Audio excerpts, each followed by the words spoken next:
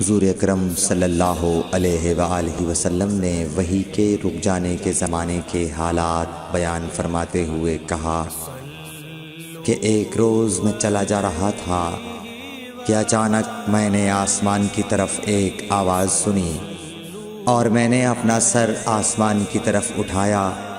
کیا دیکھتا ہوں کہ وہی فرشتہ جو میرے پاس غار حرا میں آیا تھا وہ آسمان و زمین کے بیچ میں ایک کرسی پر بیٹھا ہوا ہے۔ میں اس سے ڈر گیا اور گھر آنے پر میں نے پھر کمبل اوڑھنے کی خواہش ظاہر کی۔